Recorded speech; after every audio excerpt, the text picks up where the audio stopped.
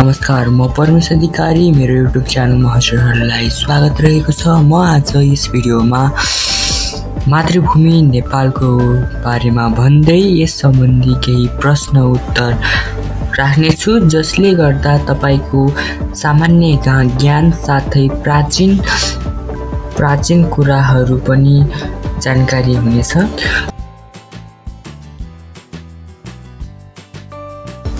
हिमवत्य खण्ड अन्तर्गतको देवभूमि नेपाल हाम्रो मातृभूमि हुनका साथै पुण्यभूमि पनि हो।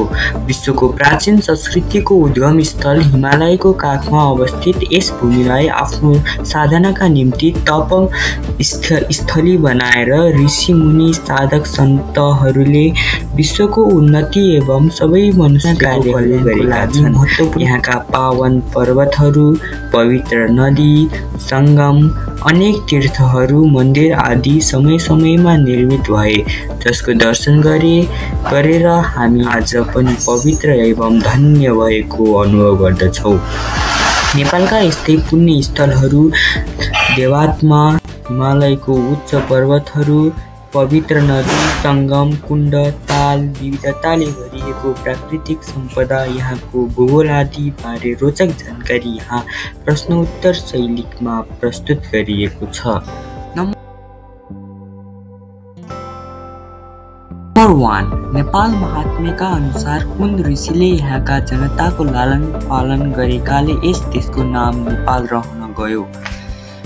उत्तर रहेको छ ने ऋषि। नेपालका तामाङहरूले पनि तीर्थलाई ने भन्दछन् भने नेको अर्थ के हुन्छ? उत्तर रहेको छ पवित्र स्थान। हाम्रो मातृभूमि नेपाललाई हामीले कुन दृष्टिले हेर्छौँ? उत्तर रहेको छ तपोभूमि, ज्ञानभूमि, देवभूमि र पुण्यभूमि। नेपाललाई पुण्यभूमि किन भनिन्छ? यसको उत्तर रहेको छ यहाँको कण पवित्र हुनाले। नेपाललाई देवभूमि भन्नुको कारण के हो? उत्तर रहेको छ दैवी शक्तिहरूको लीला भूमि हुनाले। नेपाललाई हामी किन ज्ञानभूमि भन्छौँ? यसको उत्तर रहेको छ व्यास, जनक, बुद्ध जस्ता ज्ञानीले ज्ञान साधना गरेको हुनाले।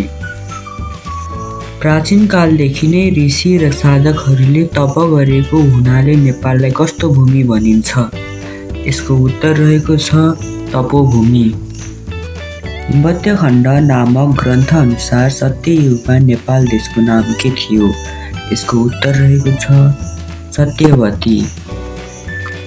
नेपाल नामको पहिलो उल्लेख कुन ग्रन्थमा गरिएको पाइन्छ? यसको उत्तर रहेको छ अथर्व परिशिष्ट। महाभारत श्रृङ्खलाको उच्च भाग कुन हो? यसको उत्तर रहेको छ सैलुङ। आरोहीको गाउँ भनेर कुन गाउँलाई चिनिन्छ? यसको उत्तर रहेको छ बेलिङ गाउँ दोलखा। महादेवले तन्दु ऋषिलाई ताण्डव नृत्य सिकाएको स्थान कहाँ पर्दछ? यसको उत्तर रहेको छ नटामेश्वर मकवानपुर। धन्यवाद। आजलाई यति। भिडियो मन परेमा लाइक, सेयर, सब्सक्राइब गर्नुहोला र फेरि अर्को भिडियोमा हामी भेट्नेछौँ। धन्यवाद।